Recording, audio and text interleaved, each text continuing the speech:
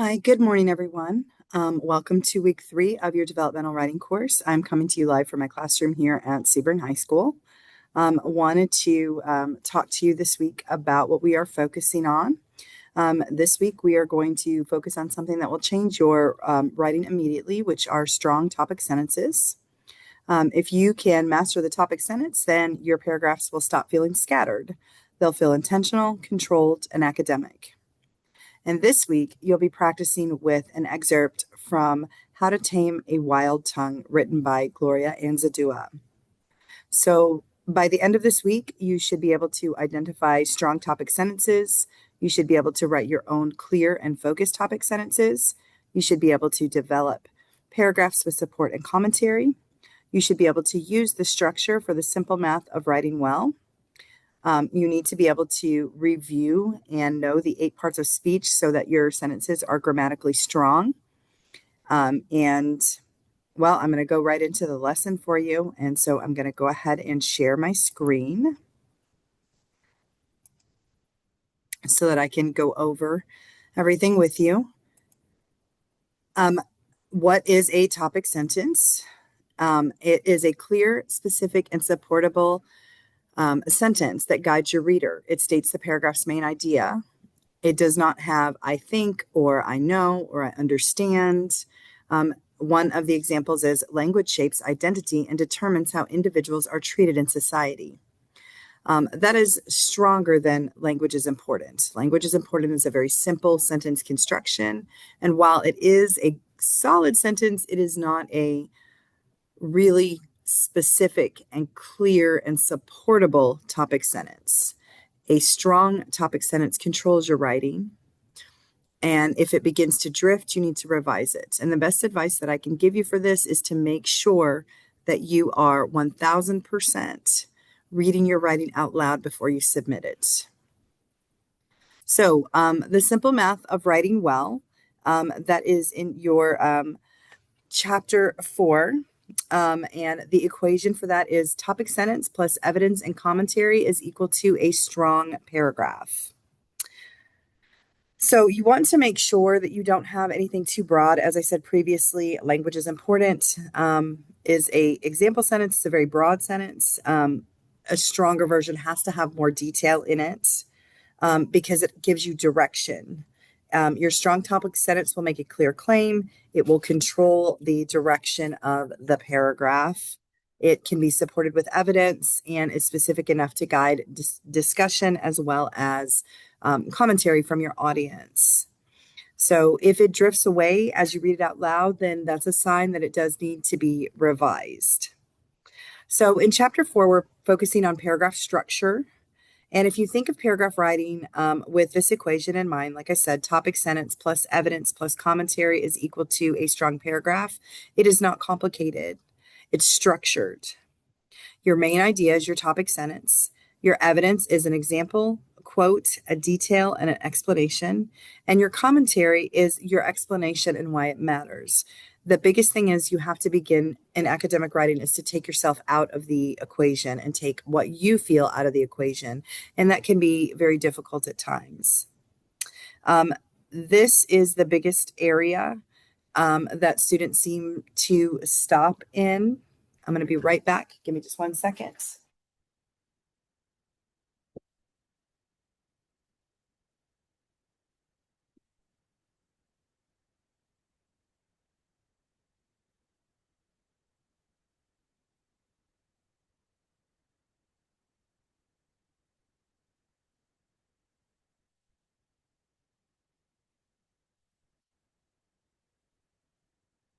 Sorry about that, but I wanted to get this to illustrate to you. Lego blocks are a really good way to begin to kind of look at how you can build a paragraph. And so think of the color blue, this Lego blue, as your topic sentence, okay? And then on top of it, we're going to put a yellow Lego, okay? And your yellow Lego is your evidence. Your red Lego is the next color, and that will be your commentary, okay? And so one of the neatest things I like to tell students, especially if you're a visual learner, with the Legos. If you remove the red part, then your paragraph falls apart. So you have to have that commentary. That commentary is what gives it ground to stand on. And so it's extremely important that you utilize that red block. That red block is important because without it, everything falls apart. And then I'm adding in here the green part just because that is the ending of it. And that really helps to put it all together. I commonly refer to this as either the judgment or the conclusion aspect of your paragraph, because without it, your paragraph is just half and half and it doesn't make any sense and it's not cohesive or clear or coherent. And so if you have Lego blocks handy, I would keep these or something like it nearby so that you can remember you must have your topic sentence, you must have your evidence, you must have your commentary, and then you must have your conclusion aspect of the sentence, which is the green block. So that being said, and I know that sounds kind of silly and juvenile, but actually, if you're a visual person, it actually really works to do it that way. Many writers make this mistake when they stop at commentary, which is the yellow block. It's the explanation and why it matters. If you stop with the evidence and don't add in the commentary, the red block, my apologies, the red block, it doesn't work. You just drop in a quote and you move on. But commentary, the red block, is where your thinking lives. Like I said, without it, your whole paragraph falls apart. The evidence answers what happened. The commentary answers, why does this matter? And that is where your academic voice comes in. So with that being said, evidence is what happened. Okay, so again, we have your yellow block here. It's the proof for your topic sentence. So this is examples, quotes, details, explanations. Don't stop here. Your commentary is why it matters. Again, like I said, that red block here is critically important because that is where your voice lives. You have to explain the evidence. You have to connect it back to the main idea, and you have to analyze the significance. And that turns facts into argument, particularly when you're writing argumentatively. That is critically important. So that being said, your excerpt is from How to Tame a Wild Tongue by Gloria Anzaldúa. And as you read it, I want you to ask a few questions. So I'm going to minimize my screen here and I'm going to go into Brightspace for just a second. If I can get to it. Okay, Brightspace here. And we're going to go into your class.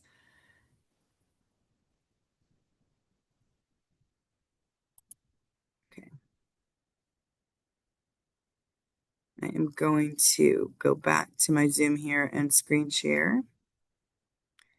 I'm going to stop the share here and go into Brightspace.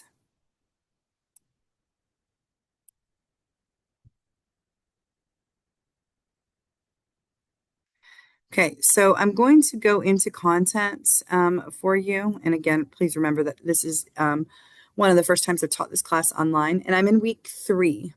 You should be able to see this. I've had a couple of emails and questions as to where you could find the assignments. Always look under content for your assignments, for your readings, for everything, your grammar assignments, your PowerPoints, all of that. But this is the excerpt. And so your excerpt is from How to Tame a Wild Tongue. You can download it, you can read it. Some of you, from reading your initial diagnostic paragraphs, I think that you will be able to relate to this quite a bit. And I really love this excerpt by Gloria Anzaldúa. It's one of the reasons why I included it. But I want you to read her essay, this excerpt here, and I want you to ask, what is she trying to say? Does she clearly state it? How does she support it? And how does she expand it? Because oftentimes Anzaldúa opens paragraphs with a very strong declarative statement. So, for example, in this particular excerpt, she discusses how language is tied to identity. She makes a claim and then she develops it through personal experience, cultural commentary, and examples. Her first sentence here is, I remember being caught speaking Spanish at recess.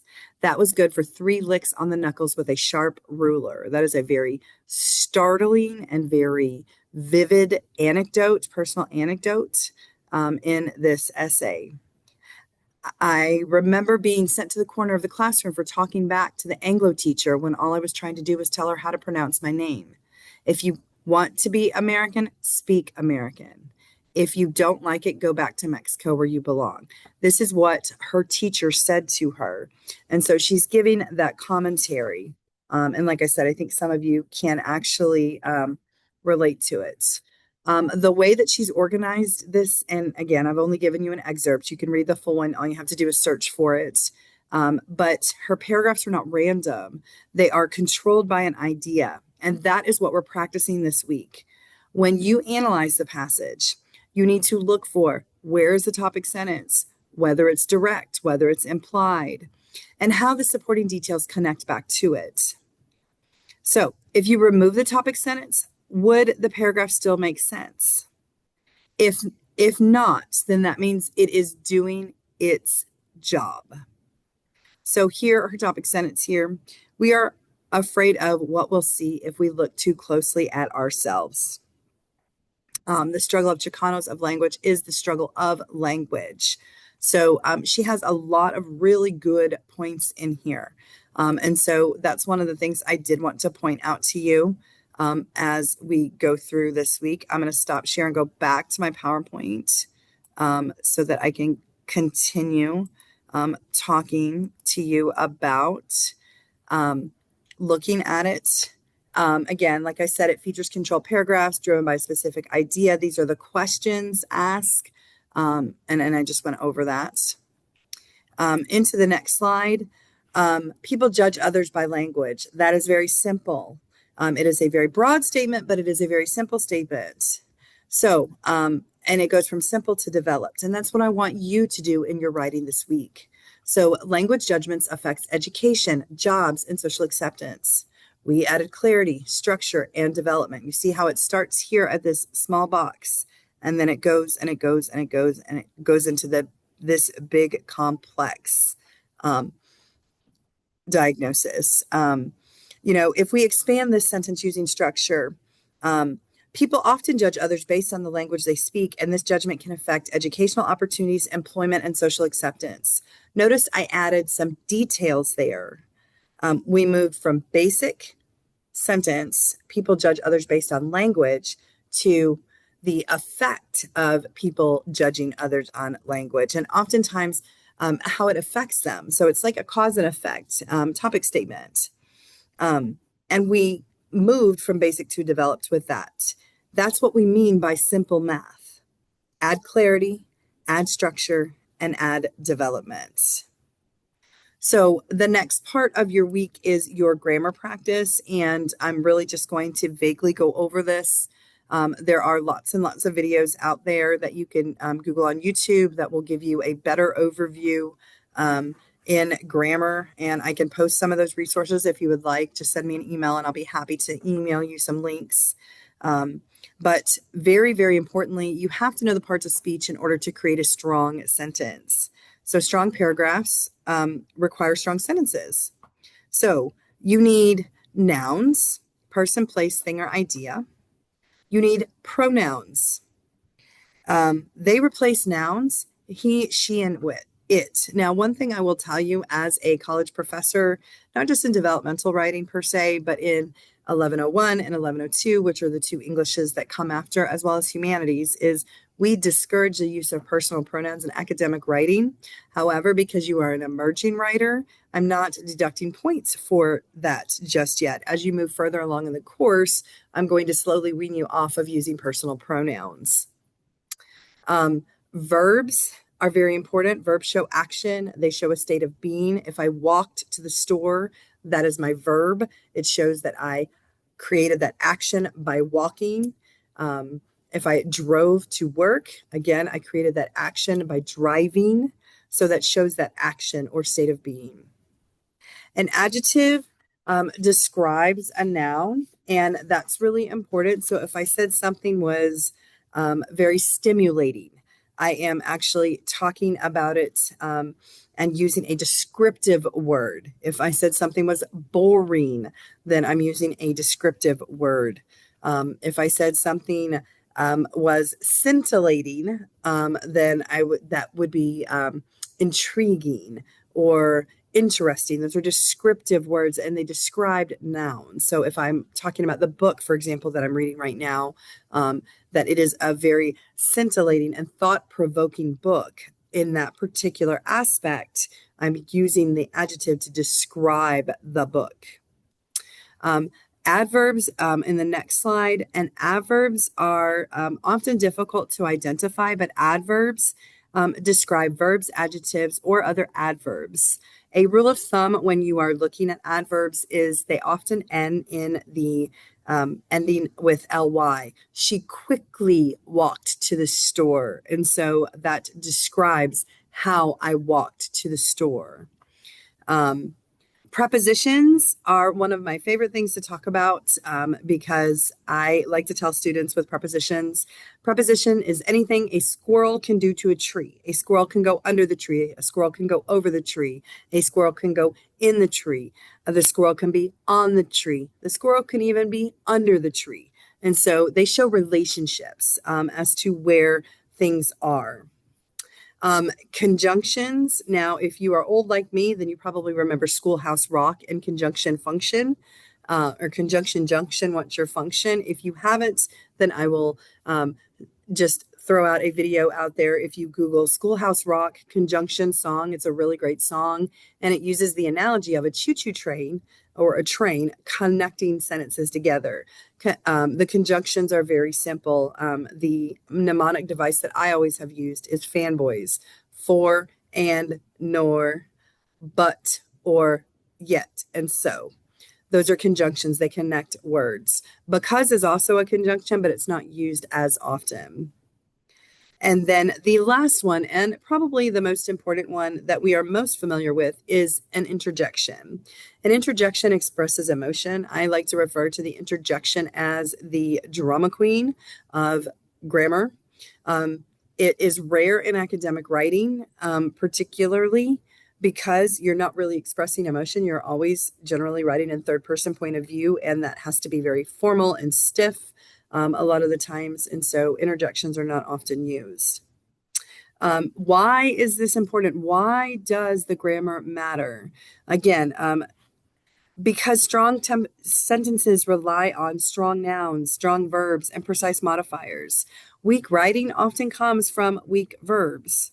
So, for example, if I said the sentence, there are many problems with language discrimination. Yeah, that's an okay sentence. It's weak. It needs a little bit of what I like to call fluff, and not necessarily too much fluff, because too much fluff is too much fluff. And there are people that like to do that. I'm very wordy myself, and so I understand. I myself am taking a class where I have to write 225 words and only that every week. And that's really difficult for an English major. But going back to the sentence, there are many problems with language discrimination. That, again, not the best sentence, not the worst sentence. However, you could say language discrimination marginalizes bilingual speakers and reinforces social inequality. That is a stronger verb. Your verb is marginalizes and reinforces. You have two verbs in that sentence. And so stronger verbs, stronger impact. So with that being said, going into what you're going to be doing this week, you're going to be reading the Anzaldúa excerpts. You're going to write your own response to Anzaldúa's short excerpt that you have, and you're going to write your own topic sentence about language and identity. And I know a lot of you will have a pretty easy time with this because, like I said, when I read your diagnostic paragraphs, I did see a lot of it. And then you're going to develop a full paragraph using evidence and commentary from Anzaldúa. And the goal is to apply the grammar and the parts of speech to that as well. That is part of your rubric. Remember that, excuse me, I'm so sorry. Paragraph is not just length. It's structure. It has to be structurally sound. And that's really, really important. A solid paragraph is structure, it's clarity, it's control. So you start with your blue block, then you add in your yellow block, then your red block, which is the most important, and then your green block. Again, like I said, that's critically important. Structure, clarity, control. Otherwise, it will fall apart. That being said, it is very much about you becoming accustomed to building your academic voice. It's not just length. I do need a minimum of 5 to 8 sentences. Some of you are not quite getting that far in your writing, and I need for you to just try. Sometimes it's better to just sit down at the screen and then just start writing and not have blank cursor syndrome. That can make things pretty difficult. Your goal is to master the topic sentence because it builds confidence, it builds control, and it builds structure as well as your academic voice. I'm very excited to see your creations this week. And that's the end of the slideshow for that. But again, I'm going to go back to Panther Central, if I can find it. I am going to show you a model paragraph just so you can see I have color coded it, and I will email this out to you. This is a sample single paragraph composed from the single paragraph outline model. I color coded it for you to make it a little easier. And I utilized a essay that we use in 1101 called Mother Tongue by Amy Tan. And is also involving language and identity. And I just utilized the single paragraph outline model for this. My blue is my topic sentence. My green is my evidence. My yellow is my commentary / analysis. And my purple is my conclusion. Purple is my favorite color. So I have in her essay, Mother Tongue, notice I have the title in quotation marks. Author Amy Tan, that's called a tag statement, title, author, and genre, argues, that is an attribution verb, and it's in present tense. All your writing should always be in present tense. That language proficiency often shapes how society evaluates intelligence and worth, revealing how linguistic bias affects identity and opportunity. Really, a lot of the same things that Anzaldúa is saying and a lot of the things that I just said when I was using those examples in the PowerPoint.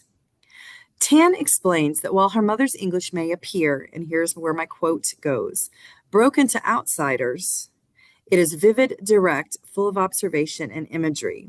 And I do have a parenthetical citation in there, but of course, again, we haven't gotten to that point in the course yet. So don't even really worry about that as long as you have the name at the beginning where you put the quote in.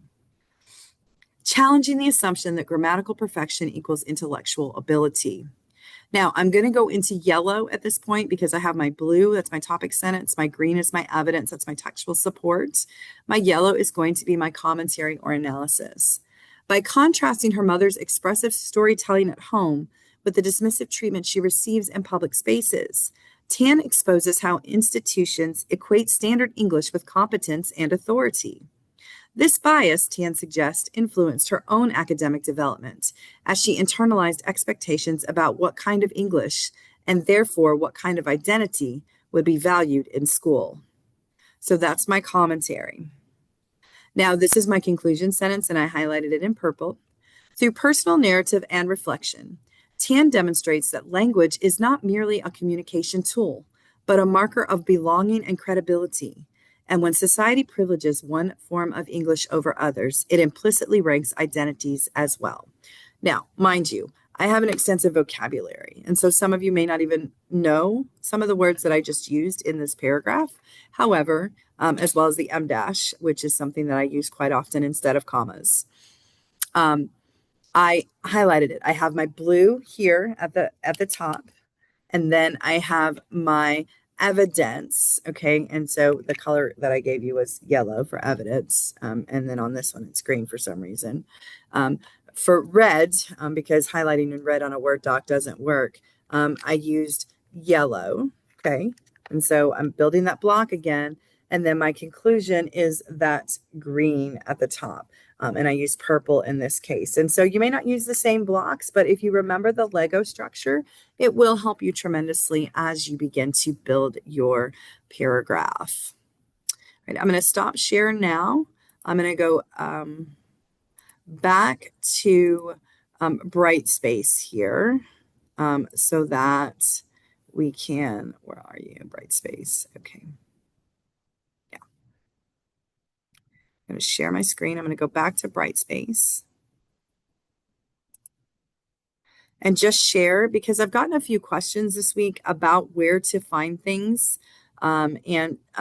People have some difficulties with finding the assignments. I try to make sure everything is really clear. But again, remember, I'm building this class week by week as I go through just because of chaotic schedules and such. So your objectives are here. You have 2 PowerPoints. You have the power of paragraphs and parts of speech.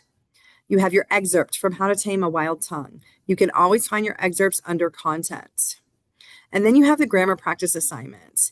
If you click on your grammar practice assignment, it is right here. You'll need to download it and then complete the assignment and then turn it into the Dropbox.